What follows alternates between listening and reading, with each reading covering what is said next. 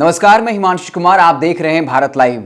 हम आपको एक बहुत बड़ी खबर बताने जा रहे हैं जो बिहार की सियासत से जुड़ी बहुत बड़ी खबर है। लेकिन उससे पहले मैं आपसे एक बात साझा करना चाहते हैं। कहा जाता है कि इस दुनिया में तीन तरह के लोग होते हैं। एक लोग जो गरजते हैं और बरसते हैं, दूसरा जो गरजते हैं लेकिन बरसते नहीं, और तीसरा जो शांत होते हैं यानी गरजते नहीं है लेकिन बरस जाते हैं। अब आपको हम इसको बिहार की राजनीति से जोड़कर दिखाते हैं। हम आपको बता दें कुछ दिनों पहले श्याम रजक ने यह दावा किया था कि जेडीयू के 17 विधायक उसके संपर्क में हैं और कुछ दिनों के बाद जैसे ही यह संख्या 28 पूरी होगी तो राजद जो है वो सरकार बना लेगी। और अब जो है वो ऐलान किए हुए कई जो है दिनों का वक्त बीत चुका है, लेकिन जेडीयू का एक भी विधायक आरजेडी में शामिल नहीं हुआ है। ये अलग बात है कि आरजेडी के कई जो नेता हैं वो बीजेपी के मिलन समारोह में शामिल हो गए थे। दूसरी तरफ जेडीयू है जिसने कभी नहीं कहा कि वो किसी पार्टी के विधायक उसके संपर्क में हैं, लेकिन आपको पता होगा कि नीतीश कुमार 43 से 50 के पार पहुंच गए हैं और कई तरह समीकरण बनाने की तैयारियां चल रही हैं। कई नेता उनके संपर्क में हैं।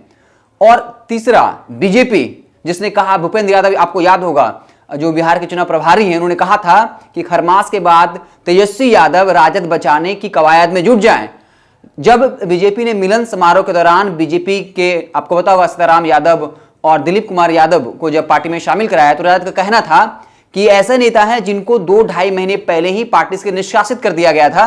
तो बीजेपी ऐसे नेताओं को पार्टी में शामिल करवा करके कहना चाहते हैं कि आरजेडी जो है टूट सकती है, लेकिन आरजेडी तो अटूट है, ये कभी नहीं टूटेगी।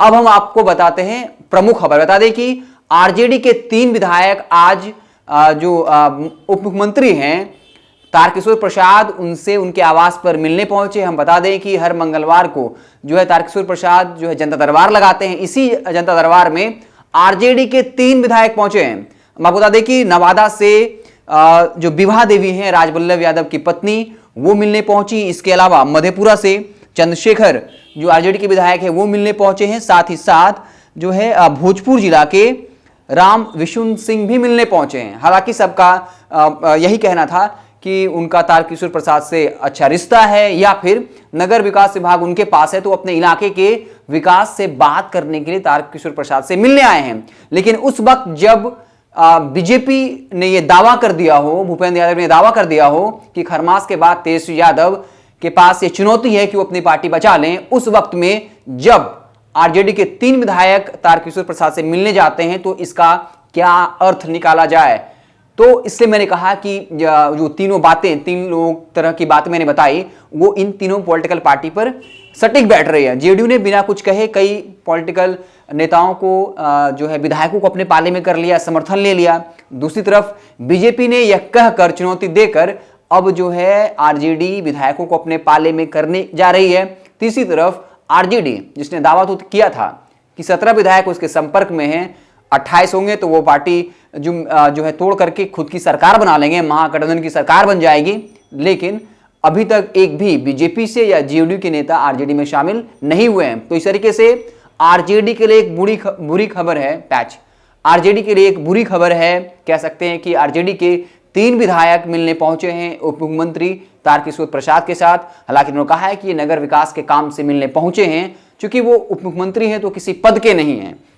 खैर, अब ये देखना वाकई में दिलचस्प होगा कि क्या ये विधायक बीजेपी में शामिल होते हैं। अगर ये शामिल होते हैं तो आरजेडी के लिए एक बहुत बड़ी बुरी खबर है। तो आप जुड़े रहें भारत लाइव के साथ, हम आपको पल पल की खबरों से लगातार अपडेट करते रहेंगे। अगर ये वीडियो पसंद आई और वह बिहार के राजनीति और बिहारियत से सरोकार रखेनी तो सब्सक्राइब बटन दबा के चैनल के सब्सक्राइब कर ली। ओजे एगो घंटी बा, ओकरा बटन दबा देला से कुल सटीक और मारक खबर रुआ मुफ्त में मिल जाई। अगर रुआ पत्रकारिता के हमनी के नया प्रयोग में सहयोग कर चाहतानी तो ज्वाइन बटन दबा दी। पेटीएम नंबर नोट कर ली 9386816700। धन्यवाद।